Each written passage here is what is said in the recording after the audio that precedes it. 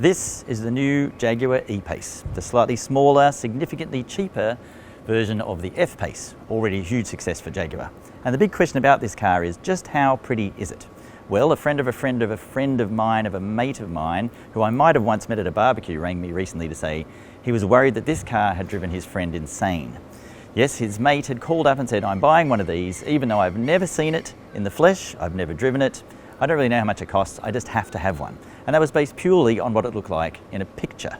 So it must be pretty, or reasonably beautiful. But is the beauty more than skin deep? That's what we're here to find out.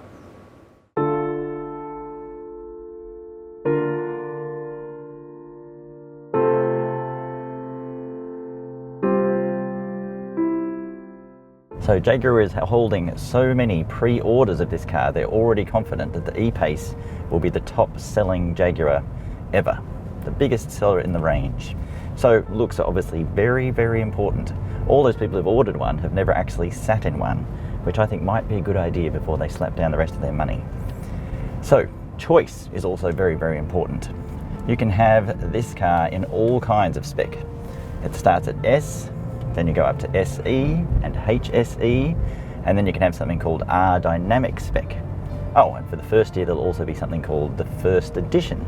So altogether there are 38 variants, which is quite staggering. Jaguar calls it ultimate customer choice. We call it slightly baffling.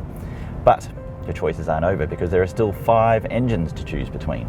3 diesels and 2 petrols.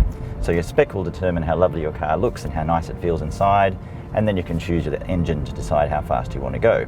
And your choices there are between flying to 100 kilometers an hour in around 6.5 seconds, or crawling your way there like a slug in about 10.5 seconds. So, lots of choice. Almost no matter which spec you choose, however, the E-Pace really is a beauty. From its taut F-Type-like rear end through its hunched shoulders and tough, superhero-like front end, this is the kind of SUV that makes this sized vehicle look genuinely attractive. With a starting price that's under $48,000, this car brings the Jaguar brand into an affordability range that would have been unimaginable a decade ago, when all of its interiors were glistening with natural timbers, and it's easy to see where the cost savings have been made. Throwing in the cheap plastic certainly isn't about saving weight, however, because this is one fat cat.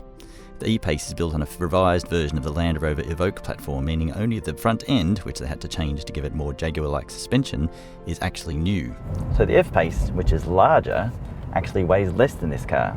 The E-Pace can weigh up to 100 kilos more, which is a bit like finding out that your cat weighs more than your dog, or that your 10-year-old weighs more than you do. It's a bit odd. So you could talk about that weight giving it a feeling of solidity. It feels very powerful and heavy and serious on the road, which is very Jaguar-like.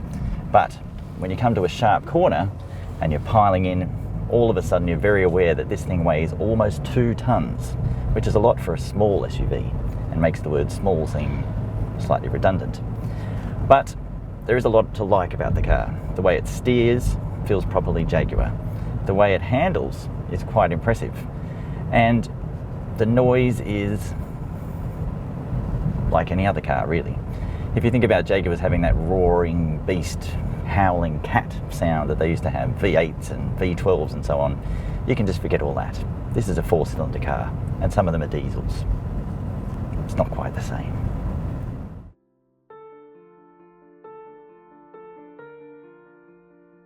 Car companies talk a lot about something called perceived value.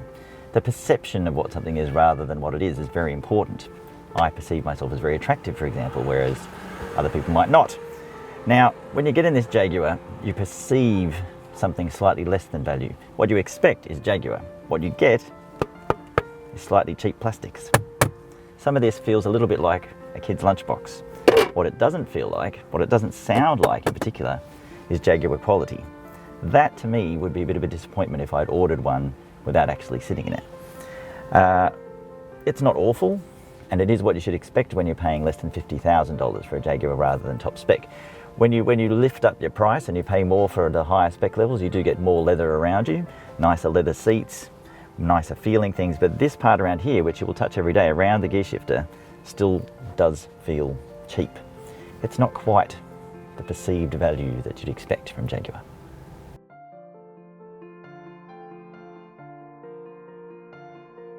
So, the E-Pace. Jaguar says this is the coolest car in the hottest segment going around. And apparently the hottest segment now is not sports cars, but small premium SUVs, which makes me kind of sad inside. But it does have a lot of Jaguar DNA. It does feel sporty. But there are also little bits of touches here and there that aren't quite as premium as you might expect. But that's what you get at this aggressive price point. And it's that aggressive pricing that might just help them beat the Germans in what is, after all, a very hot segment.